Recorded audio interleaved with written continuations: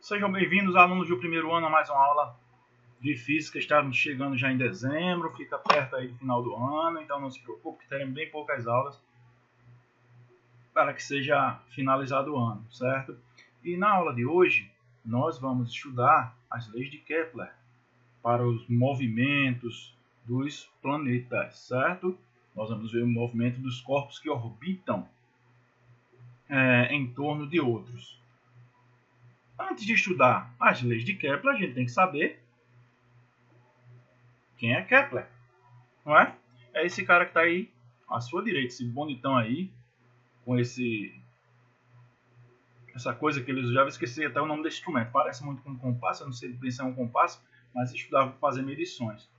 Não é? Então, um outro detalhe que eu quero chamar a atenção de vocês é que eu coloquei aqui o nome Johannes com letra minúscula, certo? Contrariando aí a regra da língua portuguesa, mas é só para chamar a atenção de vocês, porque pelo nome pelo qual ele é conhecido, é Kepler.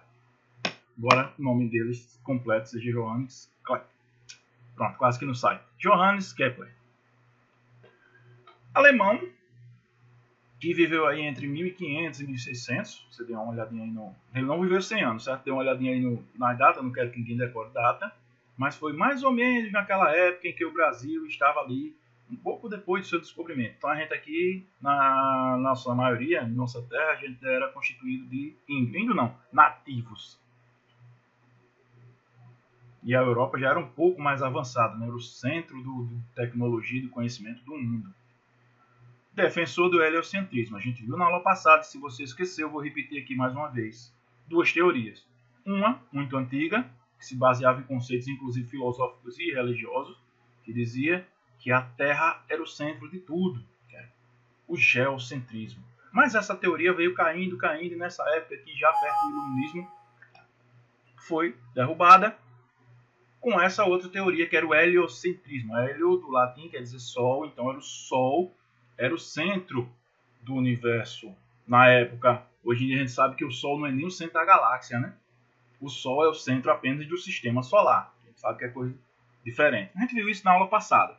Quem não viu, dê uma olhadinha. Então, Kepler era um dos defensores do heliocentrismo. Mas na época, e olha que foi 1571 já, certo? O nascimento dele, então ele mais maduro, já foi numa época bem mais avançada, além do descobrimento do Brasil, só para você ter ideia, e mesmo assim ainda tem gente que batia de frente. É mentira, eu sou aqui da teoria do geocentrismo. É como hoje o pessoal da Terra plana. Com base nas anotações de outro cara, que era o dinamarquês, eu não sei como é que se pronuncia isso em dinamarquês, certo? É Tycho Brahe, certo? Vou ler assim para vocês, como se fosse em inglês. Lançou leis que discorrem, faltou um que ali, que lançou leis que discorrem sobre os movimentos planetários. Então, as três leis que a gente vai estudar agora correspondem aos movimentos planetários. Então, em muitas das animações que eu vou colocar na aula, certo? Os GIFs que eu vou colocar, tem a Terra como exemplo, mas tudo que eu vou falar aqui não vale só para a Terra, aliás, não vale só para os planetas. Vale, por exemplo, para a Lua, que orbita a Terra, para satélites que orbitam a Terra, certo? Para outros planetas, para outras galáxias. Você sabe que a física é uma lei que vale em todo o universo, até que se prova o contrário. E na época ele não encontrou consenso no mundo acadêmico por conta disso aqui, certo? Muita gente ainda defendia a ferro e brasa isso aqui, o geocentrismo. Era o pessoal terraplanista da época, brigava e não pode, não vou usar máscara e blá blá blá, certo? Então era o pessoal que ia de encontro à ciência, no caso aí esses caras que eram os filósofos e cientistas da época, eles sofreram muito também, tal qual hoje quem tenta defender a ciência. Então vamos à primeira lei de Kepler, também conhecida como lei das órbitas. Como assim lei das órbitas? Acreditava-se antigamente também que, tá bom, o Sol é o centro aqui do sistema solar. Olha que Sol mal desenhado, parece que o Sol está com um chifre, mas está aqui o Sol. E os planetas giravam formando órbitas circulares. Circulares, eu disse, certo? Então usou a imaginação, porque minha mão aqui nesse negócio não é meio aprumado não, mas se eu fizer 1000 aqui eu vou acertar um. Tá? Órbitas circulares. Acreditava-se nisso. Só que veio Kepler e disse que não, isso é mentira. Ou isso é um erro, não bem mentira, mas é um erro, certo? Na verdade, a forma da órbita de um planeta, certo? É uma elipse. Professor, eu não sei o que é uma elipse. É um eclipse? Não. Eclipse é quando os corpos ficam alinhados. A gente já viu isso. A gente vai ver isso em óptica futuramente. Elipse é uma figura matemática. Para ficar mais fácil você entender o que é uma figura matemática chamada elipse, eu vou dizer aqui que é como quando você desenha um olho, um círculo achatado, gente. Quando você desenha um olho, quando você faz isso aqui, ó. Isso é uma elipse. Até você pegar um círculo e achatar. Pega aí um lixeiro, um balde e tente achatar. A figura que você vai formar é uma elipse. Que é justamente essa figura aqui. Certo? Essa figura que vocês estão vendo aqui em azul. Então os planetas vão girando em torno de... orbitam. Vou falar aqui do sistema solar para ficar mais fácil. Certo? Mas como eu já disse, isso vale para a Lua, isso vale para outras luas, isso vale para satélite. Não vou falar de planetas e Sol. Então os planetas orbitam em torno do Sol formando uma elipse. Ou seja, órbitas elípticas. Tá? Tem essa órbita aqui. Uma elipse diferente de um círculo. O círculo tem um centro, né? Que é esse ponto que está aqui, onde estava o Sol. Que acreditava-se. Uma elipse, ela vai ter dois pontos aqui. Primeiro aqui onde está essa bolinha e outro aqui. Que são chamados de focos. O nome disso aqui é um foco. Aqui também é um foco. Então, onde é que fica o Sol? O Sol não fica mais no centro de um círculo. Ele fica em um dos focos, né? Porque tem dois, eu não tenho dois sóis. Eu só tenho um. Certo? O Sol fica em um dos focos. Professor, e o Sol fica à direita ou à esquerda? Não interessa a gente ser uma representação. Certo? Ele pode ficar da direita ou da esquerda, depende de como você desenha, depende de como você representa, depende do ponto de vista que você observa. O que eu quero é que vocês entendam que o Sol fica em um dos focos. Eu poderia desenhar essa mesma elipse que está aqui representada para vocês e colocar o Sol desse lado direito. Poderia, tranquilamente, minha explicação seria a mesma. Só ia mudar esses nomes aqui. Certo? Eu vou falar daqui a pouco quais são. Pronto. Então tá aqui, ó. A órbita dos planetas eram elípticas, ou seja, formavam uma elipse.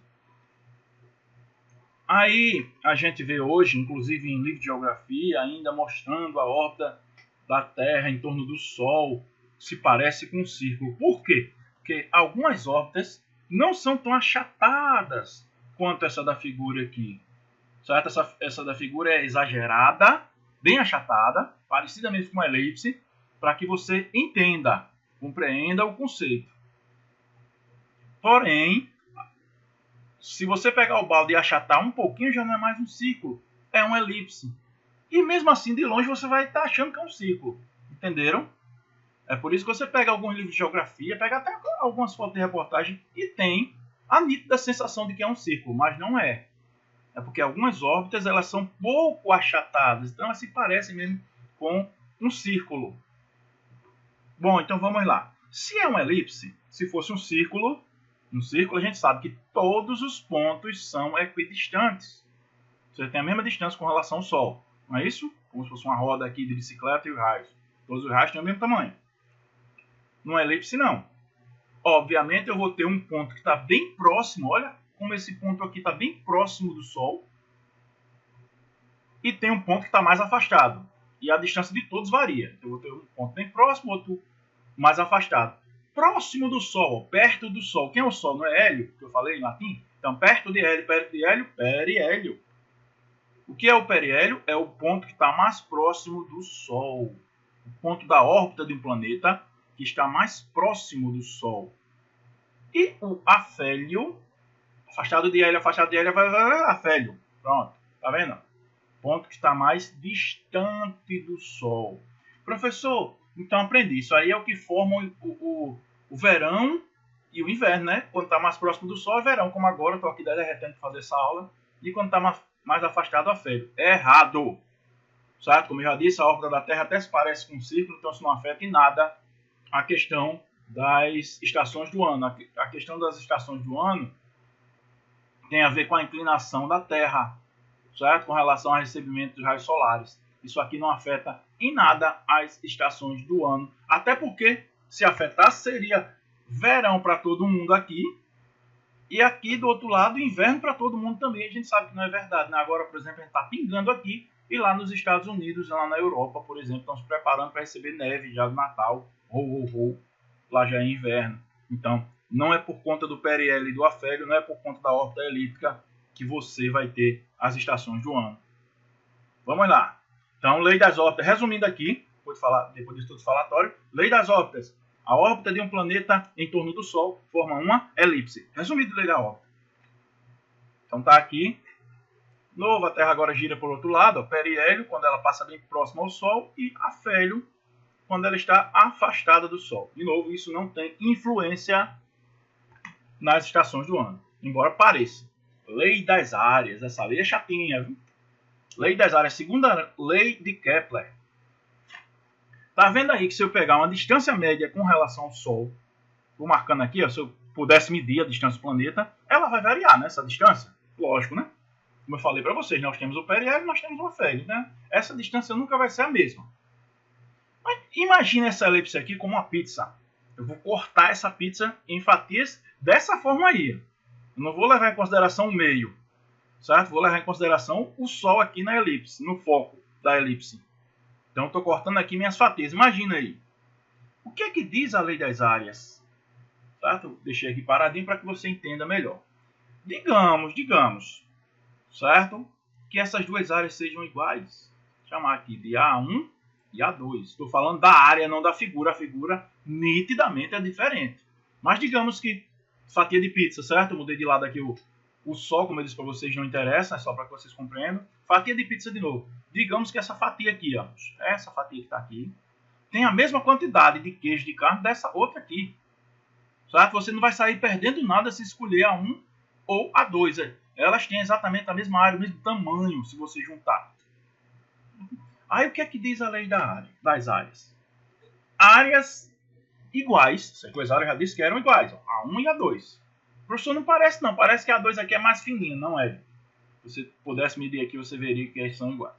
Áreas de mesmo tamanho, como aqui é a 1 e a 2, áreas iguais, são percorridas em tempos iguais. Pronto, isso é a lei das áreas. Professor, não entendi nada. Não entendi aqui lei das áreas, tá vendo aí 2 pedaços de pizza, eu escolheria o A1, não o A2. Primeiro, a 1 e a 2 são iguais. Isso você tem que botar na cabeça de todo jeito. Nem que você desenhe aí, meça com a régua, e não estou falando de distância nenhuma, estou falando de área. Certo? A área você sabe que é o que está aqui dentro. Como se você fosse comprar um terreno. Qual é o terreno maior? O A1 ou A2? Matematicamente eles são iguais. Você não perderá nada se trocar um terreno pelo outro. A 2 aqui é mais esticado. Além disso, a lei diz que áreas iguais são percorridas em tempos iguais. Isso quer dizer que esse pedacinho aqui, ó, de P3 para P4 ou P4 para P3, será percorrido no mesmo tempo de P2 para P1. Professor, mas as distâncias estão diferentes. Aí sim, você falou minha língua, as distâncias são realmente diferentes. E se elas têm que ser percorridas em tempos iguais, o que acontece, gente? A velocidade vai ser a mesma? Não, né? A velocidade não vai ser a mesma. Se tem que silêncio. Quase que não sai. Se tem que ser percorrido em tempo igual, obviamente que essa velocidade aqui vai ser maior. Essa velocidade aqui vai ser maior, porque tem mais distância para percorrer. Tem que ser no mesmo tempo desse pedacinho aqui, ó. O que isso acarreta, que é justamente o mais importante da lei. Não é. Essa é uma lei que... A lei das áreas não é, pelo menos não a nível de ensino médio, não é o objetivo de você estudar a lei das áreas. Não é compreender a lei. É entender a decorrência que vem agora.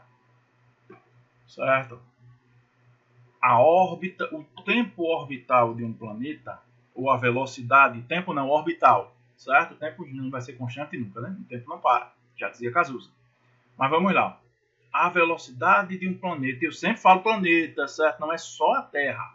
A velocidade de um planeta em torno do Sol, essa é a decorrência, a velocidade de um planeta em torno do Sol não é constante. Olha só, gente, aprendam isso, certo? Não é constante.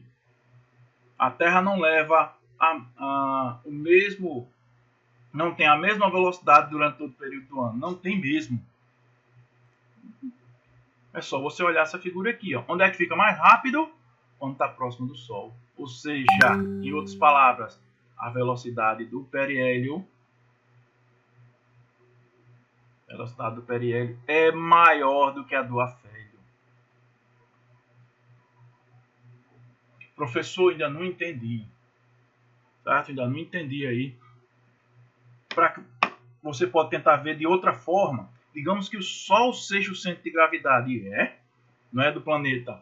Certo? E o Sol está puxando o planeta. Onde é que ele fica mais rápido? Quando está mais perto do Sol. Se ele está se afastando, está se afastando do Sol, ele fica mais lento porque o Sol está puxando. Ele quer ir embora, o Sol não deixa. E quando ele vem, o Sol diz venha, então ele vem mais rápido. Certo? O Sol está puxando aí que ele vem mais rápido. Certo? Imagina o Sol puxando esse planetinha. Então quando ele se afasta, ele fica mais lento. Quando ele se aproxima, ele fica mais rápido. Essa é a decorrência. Esse é o ponto mais importante da lei das áreas de Kepler.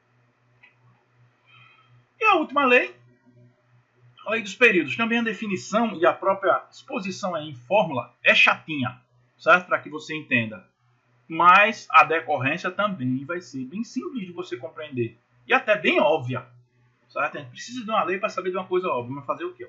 O quadrado do tempo de revolução de um planeta. O que é tempo de revolução, professor? Aquela revolução que vem, a Revolução Russa, revolução de Getúlio Vargas? Não, da lei de história, mudança.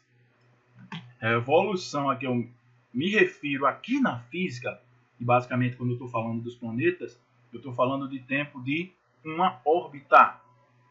Que na Terra, para a Terra, aliás, não na Terra, para a Terra dura um ano. Você sabe disso. 365 dias e 6 horas. Então, o quadrado do tempo de revolução, aquele, o enunciado é chatinho pra caramba. Certo? O quadrado do tempo de revolução é proporcional ao cubo da distância média. Distância média é chamada aqui de R. Cubo da distância média em relação ao Sol.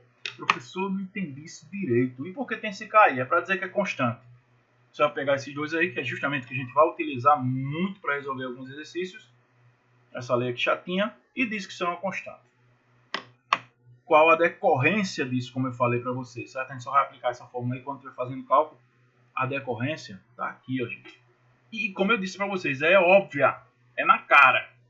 É coisa de pirralho até quando estudo ciências. Eu tenho dois planetas aí, vocês estão vendo, né? Um cinza e um amarelo. Quem é mais rápido? Ou ainda, né? Nem quem é mais rápido, certo, gente? É quem completa a órbita mais rápido, seria a pergunta correta. Quem é que completa a órbita mais rápido? É lógico, né, professor? É o planetinha cinza que está ali, ó. Ele completa a volta bem mais rápido, até porque a distância é menor. Você falou o quê? Até porque a distância é menor. Olha aqui o R de novo. Certo? O período é proporcional ao cubo da distância média, ou seja, o período é proporcional à distância. Se o período é proporcional à distância, quanto menor a distância, menor o período de revolução. Olha que eu tive que estudar uma lei tão chata para saber uma coisa que olhando para essa figurinha aí, eu entenderia bem rápido, né? Então essa é a lei dos períodos. Vamos agora fazer exercícios para encerrar a aula para vocês. O modelo de universo proposto por Kepler, apesar de heliocêntrico, tinha disparidades com o modelo de Copérnico. Certo? Os dois, Kepler e Copérnico, são aqui, ó, Kepler e Copérnico, defendiam o heliocentrismo. Por isso que ele usa aqui essa palavrinha apesar. Certo? Ó, Kepler e Copérnico, heliocentrismo. A gente viu na aula passada. Então, ele diz, apesar de heliocêntrico, tem disparidades com o modelo de Copérnico. Marque a alternativa que contém tais disparidades. Disparidade é uma diferença. Certo? Disparidade a gente usa quando tem uma diferença. Por exemplo, deixa eu usar essa palavra numa frase aqui, montar uma frase para você entender o que é uma disparidade. Pronto. O ensino no Brasil, o ensino O ensino do Brasil, quase que não sai essa frase. O ensino público do Brasil tem disparidade com relação ao ensino privado. Não é isso? Vocês estão sendo privilegiados de ter ensino privado, ainda tendo muitas aulas, tudo. Imagina aí quem tá no ensino público, tá terrível, né? É meio que sofrimento. Embora nem pareça, né, em tempos de pandemia. Mas só imagina aí gente sem internet, gente sem... A escola pública fornece almoço, mas tem muitas escolas no Brasil afora que provavelmente não estão oferecendo lanche. Então causa toda uma disparidade na educação entre esses dois. Feito isso, foi só para que você entendesse o que é disparidade. Vamos lá. No modelo de Copérnico, a trajetória dos planetas eram circulares. Aí tudo bem. Enquanto no de Kepler, as trajetórias eram elípticas. Como sabemos hoje, as trajetórias dos planetas ao redor do Sol são elípticas. Correto. Mas só que ele está pedindo? Aliás, está pedindo disparidade. Vamos ler o resto. Aqui, tem uma duvidazinha. No modelo de Copérnico, as trajetórias dos planetas eram elípticas. Em Copérnico não eram elípticas. Copérnico acreditava que o movimento no céu era circular e uniforme. A terceira lei de Kepler não mostra que o movimento dos planetas ao redor do Sol é variado. Também está correto. Copérnico acreditava também de forma errada que o movimento no céu era circular e uniforme. A segunda lei de Kepler não é a segunda lei de Kepler que mostra isso.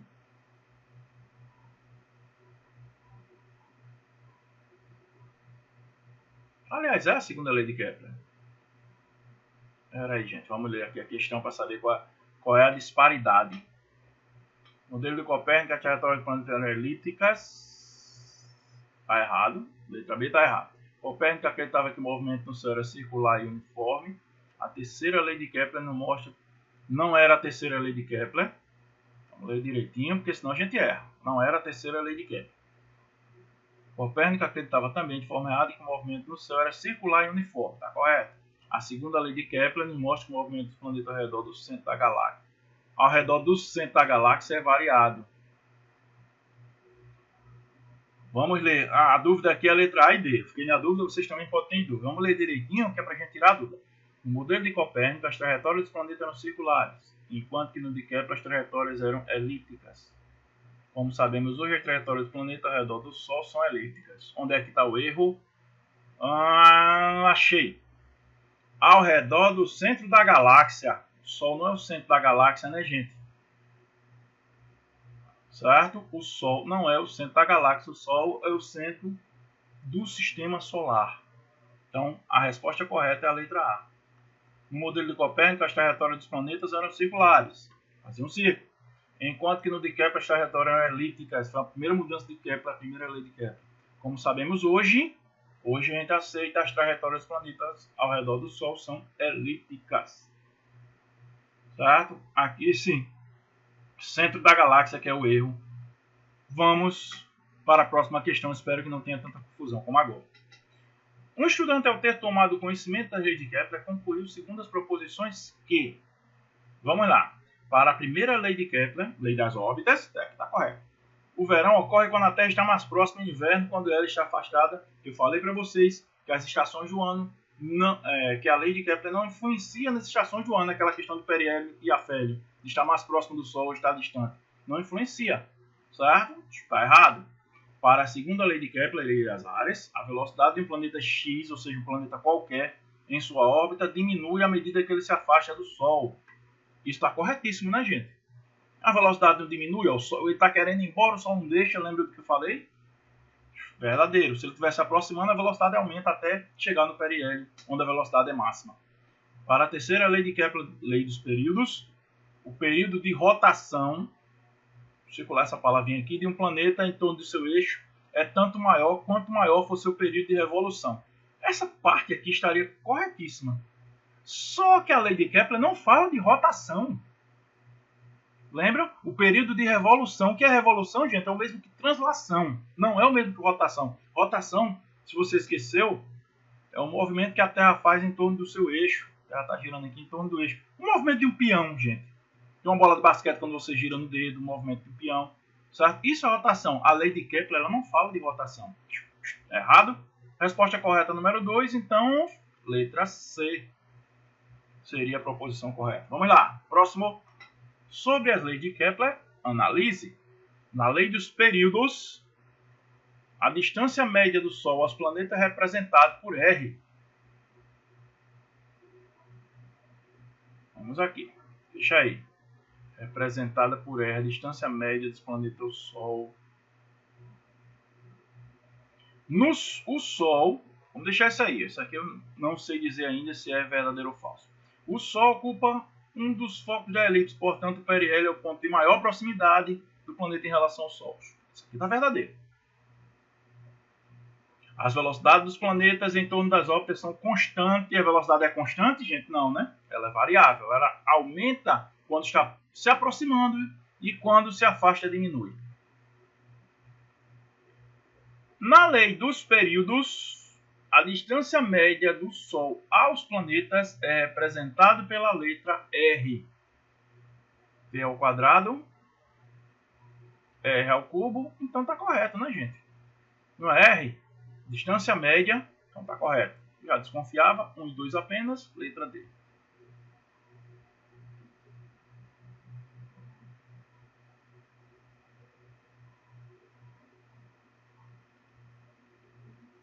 Com isso, nós encerramos nossa aula a respeito das leis de Kepler.